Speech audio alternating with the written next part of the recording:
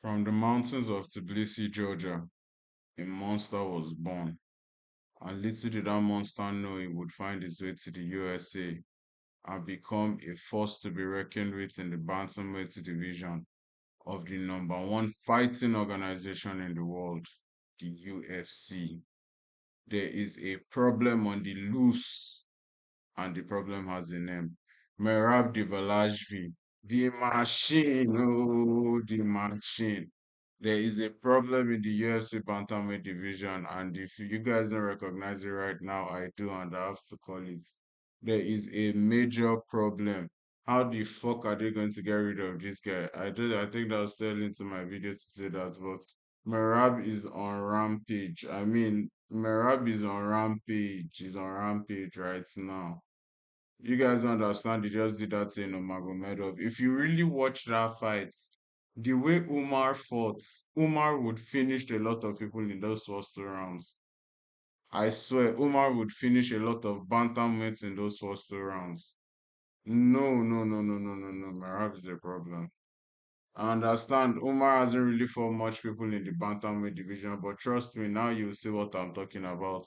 Umar is going to fight another contender right now and he's going to whoop that contender's ass. Now you understand who this Merab is. This Merab that I'm talking about. Oh my god. Like, okay, the thing is, Merab, yeah, he wasn't really this way from the start. Merab, I think he lost his first fight when he came into the UFC. One second, let me verify that. Yes, Merab lost his first two fights in the UFC. He lost his first two fights and he went on a freaking tear. The first fight was to Frankie Sienes. The second fight was to Ricky Simon. He actually lost by split decision the first one. The second fight lost by submission to a guillotine choke. Wow, Merab lost his first two fights in the UFC. And this guy went on a tear from there. Like he went on a tear. This guy just beat everybody. That is how many fights? 12 freaking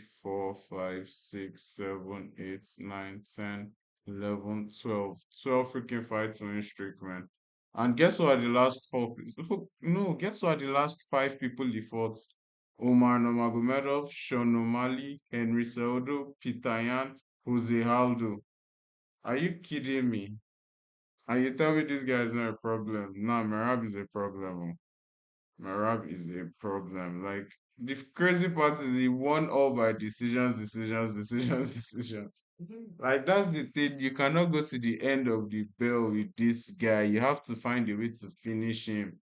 But if people like Peter Yan couldn't find that opening, okay, Henry isn't really of a finisher. Sean O'Malley couldn't find those shots. I mean, I don't see anyone submitting Merab. I think the only person who could submit Merab isn't in the division anymore, which is Aljamain Sterling. And I just said this shit to him, and I was like, you guys don't know this guy, but once he becomes champion, we'll see.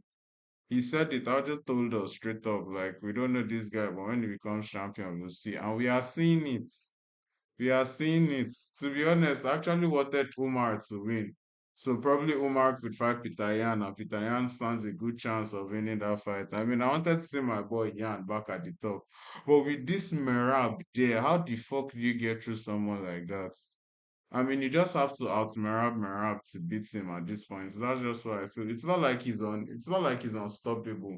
Okay, the thing is, I think I can make a comparison of Merab to someone like Tony Ferguson. They basically have a similar style in a way that okay, you're going to keep on throwing and you get tired, and that is when they keep on coming with the pressure. And Tony's plan is to land more strike. Merab's plan is just to wear you out because to be honest, Merab's striking is extremely poor. Like very, very poor. But he knows how to stay safe on the feet. That's one thing I've noticed about Merab. He stays very safe on the feet. So even on the feet, he doesn't really take that much damage to wear you out. I think he said it once in an interview that he doesn't really commit fully into his takedowns. He's just trying to wear you out. So I think he goes in with that mentality like, okay, I'm going to keep you busy everywhere. So it makes him stay safe and he doesn't overexert himself. He just makes sure, okay, I'm in your face non-stop.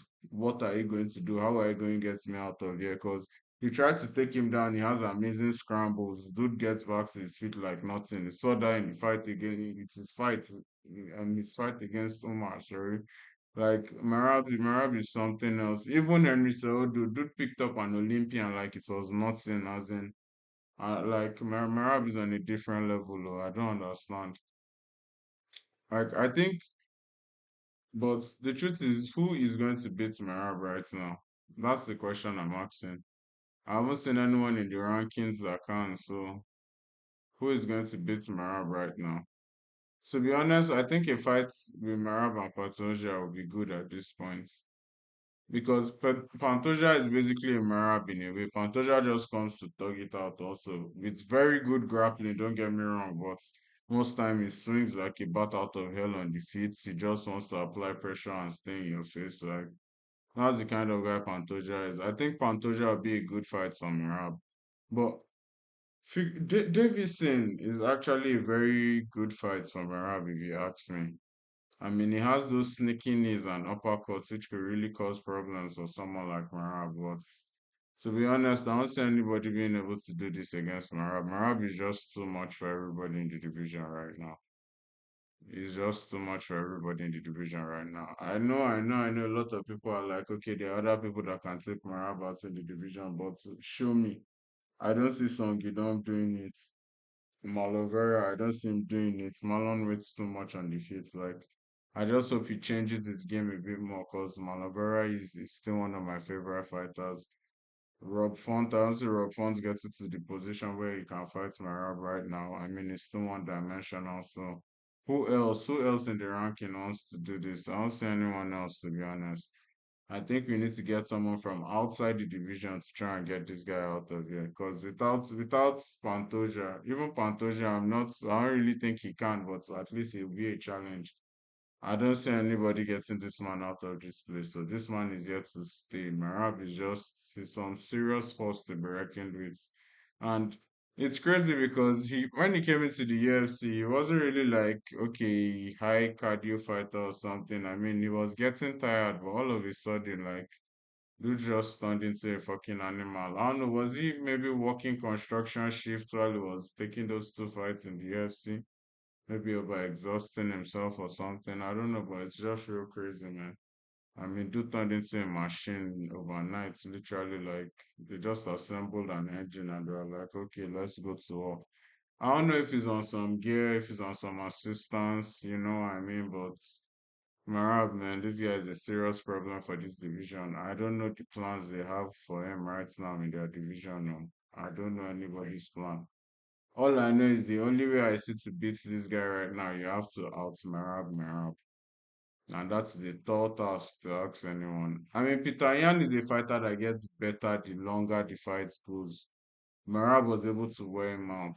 We've seen O'Malley go 5 rounds. Okay, although basically O'Malley and Vera was just Vera turned into a punching bag for O'Malley, but O'Malley, we see, he has shown us is a 5 round fighter and he was able to do shit against Merab. And even no, Corey hasn't fought Merab, so. But I'm just saying, like, Merab is just on a different level. His cardio is crazy. And to do that against Umar, we know these Dagi boys, they don't joke with their cardio, man. You can't have a BB in your corner and you'll be lacking in your cardio. That's impossible.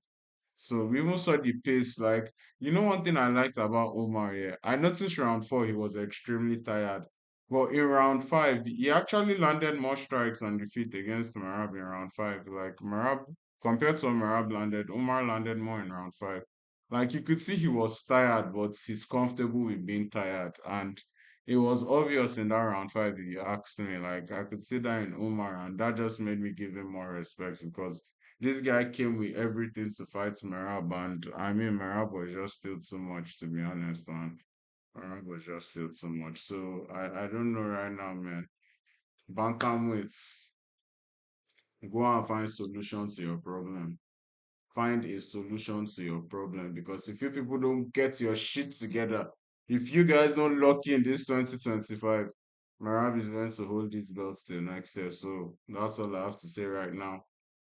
That's my piece. Thank you for watching. Subscribe, comment, and like. See you guys on the next video. Goodbye.